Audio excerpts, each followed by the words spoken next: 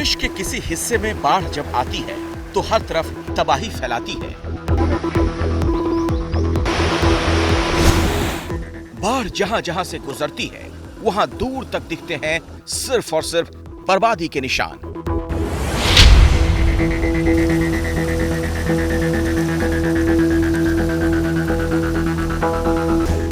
पानी की ये वो ताकत है जिसके सामने किसी की नहीं चलती। बाढ़ में सब ठहर जाता है, बाढ़ में सब डूब जाता है, सिर्फ मदद की गुहार लगाती नजर आती है जिंदगी। और इसी बाढ़ ने देश के करीब 7 लाख नागरिकों को बेबस बना दिया है। हम अभी NH 54 पे हैं और लगातार चलते चलते 10 किलोमीटर के आसपास चल चुके हैं पहाड़ पर। और आपको पहाड़ की तस्वीर दिखा रहे हैं। देखिए, ये एक साइड पानी, एक तरफ पानी, एक तरफ सूखा। किसी के सिर से छत निकल गई, किसी का सब कुछ बाढ़ ने निगल लिया है। जो इस बाढ़ से किसी तरह बच पाए, उनकी जिंदगी भी तकलीफों और चुनौतियों से भरी है।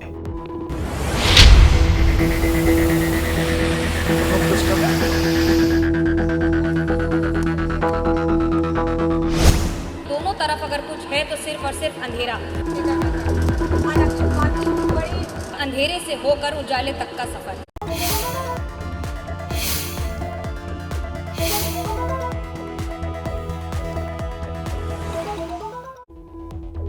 नमस्कार, आपका स्वागत है एबीपी न्यूज में। मैं अखिलेश आनंद हूं। तो रात के 10 बज गए और अब आप देखेंगे अपना पसंदीदा शो घंटी बजाओ। घंटी बजाओ आपका आम जनता का शो है जिसमें सिर्फ उन्हीं मुद्दों के इर्द गिर्द पड़ताल होती है जिसका सरोकार एक आम व्यक्ति के जीवन से हो। प्रयास यही कि हम आपकी आवाज बन सकें। इसीलिए तो हर रोज हम सरकार और सिस्टम से तीखे सवाल पूछते हैं। आज जिस समस्या पर घंटी बजाओ की ये स्पेशल रिपोर्ट आप देखने वाले हैं, उससे आज की तारीख में लगभग 7 लाख लोग सीधे तौर पर प्रभावित हो रहे हैं। जी हां, बाढ़ और बारिश यूं तो प्राकृतिक आपदा है, लेकिन सरकार और सिस्टम चाक चौबंद हो तो इससे होने वाले असर को काफी हद तक कम किया जा सकता है। तो क्या ऐसा होता है? जवाब है नहीं। आप देखेंगे, बाढ़ बारिश से लोगों को राहत देने के नाम पर करोड़ों के वारे न्यारे होते हैं, लेकिन साल दर साल उस इलाके के लोग इसकी विभीषिका झेलते रहते हैं। सरकार ऐसी कोई दूरगामी परियोजना को मूर्त रूप नहीं दे पा रही जिससे जान माल का नुकसान कम किया जा सके। तो आज हम आपको अपने देश के पूर्वोत्तर हिस्से का हाल दिखाने वाले हैं। आप देखिए असम कैसे बाढ़ से बेहाल है। कुदरत की मार के आगे लोगों को लाचार छोड़ देने वाले सिस्टम के खिलाफ 8422 840000 पर आप घंटी जरूर बजाएं।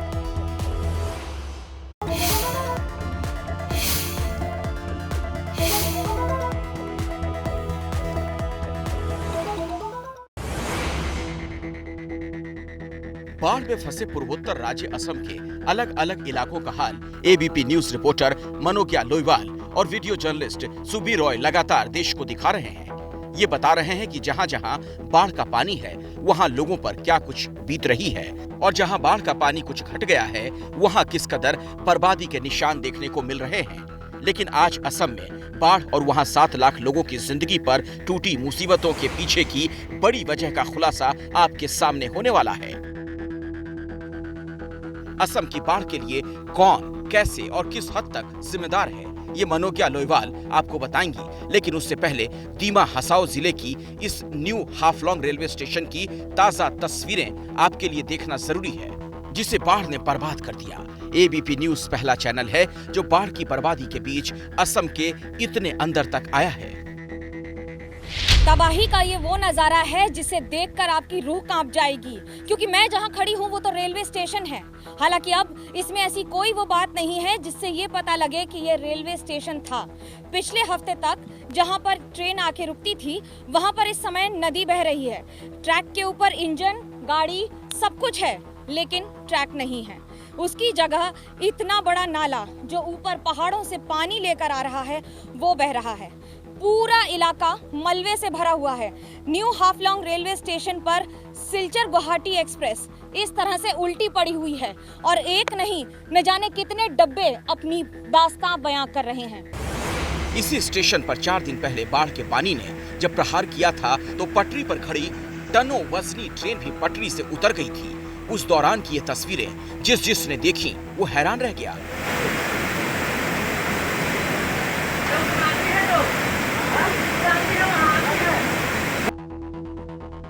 और बारिश थमने के बाद बाढ़ का पानी इस स्टेशन और आसपास के इलाके से जब कम हुआ तो एबीपी न्यूज यहां तक पहुंचा और बाढ़ की तबाही को बयां करती ये तस्वीरें कैमरे में कैद हुई।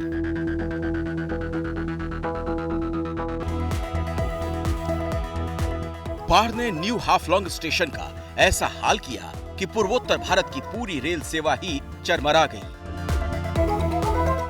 पहाड़ों के बीच इस स्टेशन का निर्माण आजादी से पहले यानी अंग्रेजों के शासनकाल में हुआ था। देश आजाद हुआ, बदलते वक्त में पूर्वोत्तर के इस हिस्से की भी तस्वीर बदली। विकास के कामों को रफ्तार मिली, लेकिन विकास के उसी क्रम में सरकारों की ओर से उन खतरों की अनदेखी की गई जो नहीं होनी चाहिए, और उन्हीं को सामने ला रही हैं संवाददाता मनोकिया। इस इलाके में पहले तो ये कि 1 मीटर गॉज को ब्रॉड गेज में अगर कन्वर्ट किया गया है तो उसे क्या सोचकर कन्वर्ट किया गया है, क्योंकि स्टडी में और कैग की रिपोर्ट में इस पर सवाल उठाए गए थे। क्या उन सवालों को नजरअंदाज किया गया था उस समय और उसके बाद भी हरी झंडी दिखा दी गई? बजट दुगना कर दिया गया लेकिन फिर भी कुछ नहीं। आज इस त्रासदी का जिम्मेदार कौन? आपको दिखाएं ये तस्वीरें। ये ट्रेन जिस तरह से फंसी हुई हैं और बगल से ऐसे पानी की नदियां बहती हुई आपको जो दिख रही हैं, वो अपने आप में ये बता रही हैं कि त्रासदी किस तरह से हाफलोंग को, पूरे इलाके को झकझोर के रख चुकी है। बात सिर्फ यही नहीं, दरअसल ये ट्रेन जिरीबाम हो यानी कि मणिपुर से लेकर त्रिपुरा से लेकर आसपास के सारे इलाकों को कनेक्ट करती हैं। पूर्वोत्तर भारत की लाइफलाइन ट्रेन है, सस्ती है उन लोगों के लिए, उन आम आदमियों के लिए जो बड़ी बड़ी गाड़ियों में या फिर हवाई यात्रा नहीं कर सकते हैं, उनके लिए ये जीवन दान रहा है। लेकिन अब यही उनके लिए जीवन दान आप मान लीजिए कि आने वाले कई दिनों और वर्षों तक का इंतजार बन जाएगा। खर्च तो बढ़ेगा ही, इंतजार भी बढ़ेगा और उसके साथ साथ बढ़ेंगी तो जनता की मुश्किलें। साफ है कि खतरों की सरकारी अनदेखी की गई, जिसका नतीजा ये हुआ कि भारी बारिश में पहाड़ों पर दबाव बढ़ा। नतीजा ये हुआ कि पूर्वोत्तर राज्यों को जोड़ने वाले न्यू हाफलोंग स्टेशन और आसपास के बड़े इलाके का ये हाल हो गया। सूत्रों के मुताबिक साल 2010 से पहले CAG की एक रिपोर्ट में यहाँ मीटर गेज यानी छोटी रेल लाइन को ब्रॉड गेज यानी बड़ी रेल लाइन में बदलने को लेकर सवाल उठाए गए थे। इससे पहले रेलवे बोर्ड की कई बैठकों में इस मुद्दे पर गंभीरता से विचार करने को कहा गया था, लेकिन आरोप है कि उन सभी बातों की अनदेखी कर नए फैसले लिए गए और यहाँ रेलवे ट्रैक को मीटर गेज से ब्रॉड गेज में बदल दिया गया। अब आप इन पहाड़ों को देख के अंदाजा लगा सकते हैं कि यहाँ की मिट्टी बाकी पहाड़ों से अलग क्यों है। मिट्टी यहाँ की अलग इसलिए है क्योंकि इस सॉइल को नॉन कोऑपरेटिव सॉइल कहा जाता है पहाड़ पर किसी भी बड़ा कंस्ट्रक्शन करने के लिए। यानी कि ये मिट्टी बहुत ज्यादा मजबूत नहीं है, ये पहाड़ बहुत ज्यादा मजबूत नहीं है, जिसकी वजह से पहाड़ में भूस्खलन बारिश की वजह से हो जाएगा।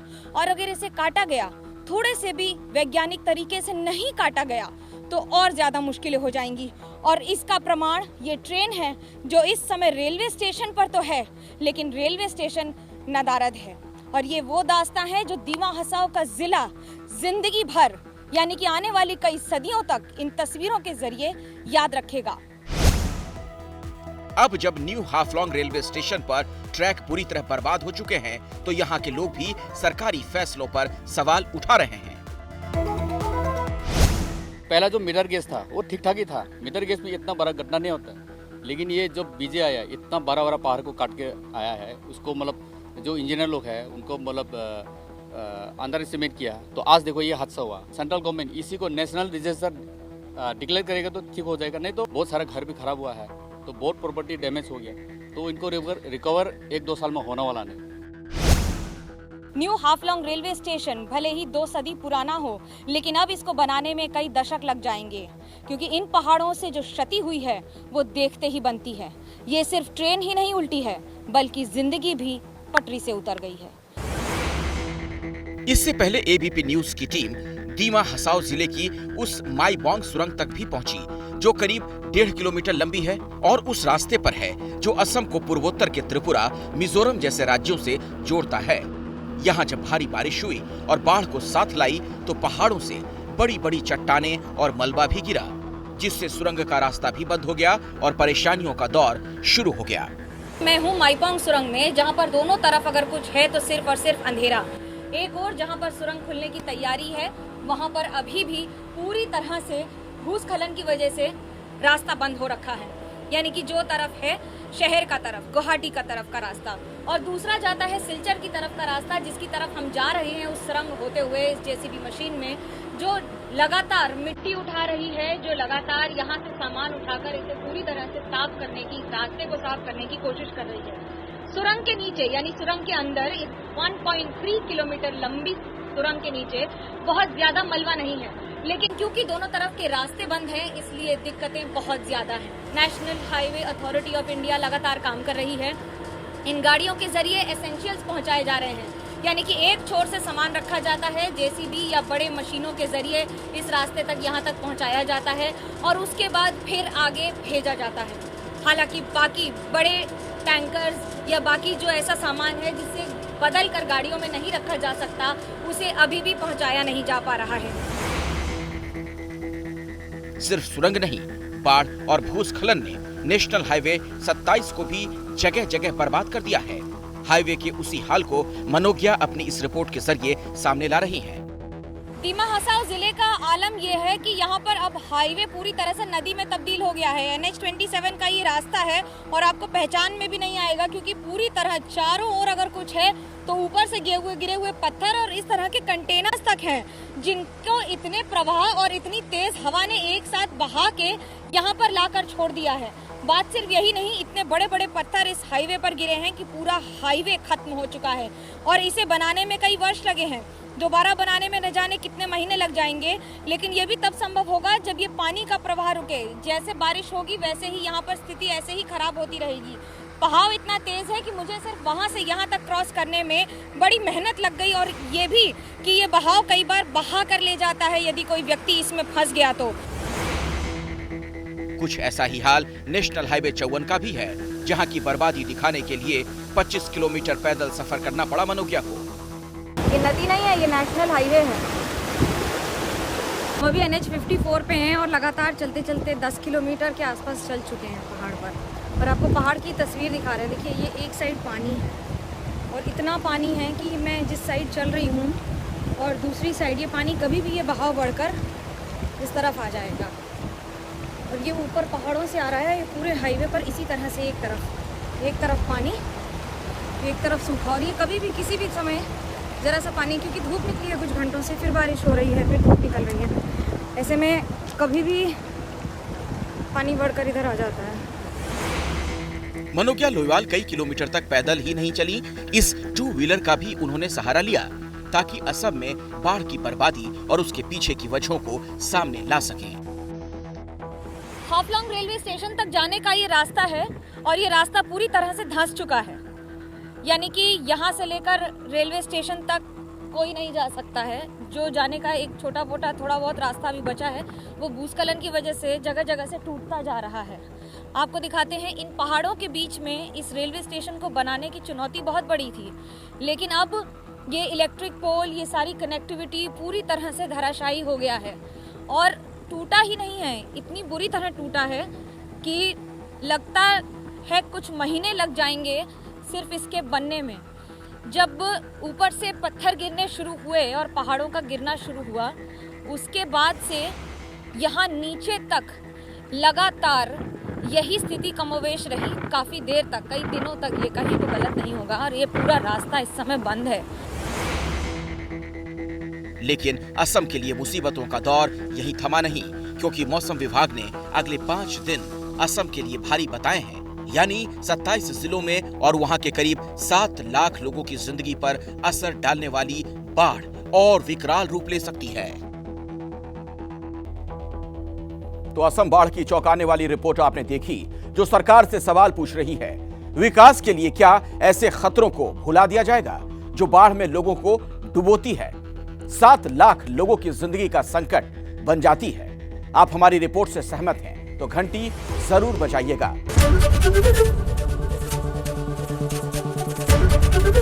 एबीपी न्यूज आपको रखे आगे।